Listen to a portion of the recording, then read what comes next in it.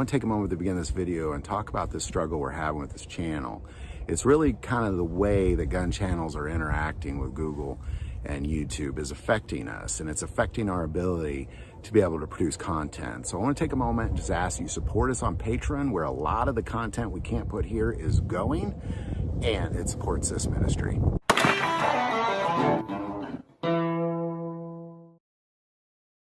Recently, the ATF came out with a report on stolen guns, gun trafficking, that sort of thing. And it's a fascinating read. I'll put the link below, check it out. But there's one aspect of it that I think is important to understand, that if you happen to own one of these guns, there's a 65% chance that your gun's going to get stolen over anybody else that has a different gun. So that's what we're going to take a look. Well, according to the ATF, out of 500,000 stolen guns that they did this report on, 65% of those stolen guns, so you got 500,000 guns that they were examining for this particular study, 65% of them, handguns. Now, not revolvers either, because revolvers got their own category. We're just talking semi-automatic handguns. So if 10 guns are stolen, 6 to 7 of them are going to be handguns, is basically how this plays out. So in other words, if you have a handgun, 65, and you're robbed, there's 65% chance you're going to get robbed versus somebody else that might have a rifle. So let's just look at all these numbers real quick, because the number one stolen gun is a handgun. It's a semi-automatic handgun. I would argue that it's not that thieves are necessarily targeting handguns as much as they are targeting cars. And when you target a car for a gun, there's probably not a rifle in there. There probably is a handgun in there. And how they're targeting these cars is they're looking for things like stickers that say protected by Smith & Wesson or protected by Glock, or has a little family of guns, NRA stickers, that sort of thing. And they go to places like arenas where you can't bring in your gun, and they're driving around, and as soon as they see that sticker, they're breaking into your car, and they're probably going to find a handgun. And that's how people are getting their guns stolen. Other things they're looking for would be like hunting stuff, and I'm guilty of that, of leaving like blaze orange vests and camouflage stuff in my truck, and they look for that. When they see it, they break into that car.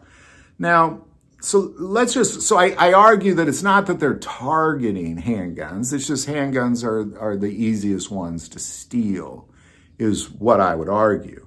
Most guns that are stolen in the U.S. come out of cars, so they're going to be handguns. 65%, followed by rifles at 15%. So there's a huge drop. You go from 65% to 15% is the next most stolen. Rifles, 10 being revolvers, 10%. So if you put revolvers with handguns, it's really 75% of guns stolen are actual handguns, semi-automatic and revolvers, when you put those two together. Then you have 6% shotguns, like 2% lower receivers, a bunch of other stuff, firearms, undisclosed firearms, that sort of thing. All of them will equal 100%. So ultimately what you have, and this is where you got to be cautious, is that, number one, don't leave your gun in the car. Don't leave your gun in the car. A lot of states now have passed laws starting in January. You're going to be in a lot of trouble to get your gun stolen out of your car. Colorado, California, New Jersey, New York, Washington, Oregon, Illinois, you're in trouble if your gun gets stolen out of your car. And 65% of those stolen guns are handguns. So I share this with you not to say that you're more targeted if you have a handgun than if you have a rifle. What I'm sharing with you, this information, is to stop getting your guns stolen. For the love of guns, stop getting your guns stolen. And I understand there's times where you have no choice. You have to leave that gun in the car. Lock it away. We have safes in our cars. I highly recommend getting a mobile safe, something that's mounted to the structure of the car. You just leave your handgun in there, you're good to go. At the very least, lock it in your glove box. But right now, 65% of guns stolen, they're pistols. They're handguns, non-revolvers. 75% of guns stolen are all handguns, including revolvers. So, just secure your firearms. Be wise about it. As for me, my gun is either on me or in a safe 100% of the time, and that's how we need to be. So there you go, man. 65% of guns stolen, they're handguns, semi-automatic.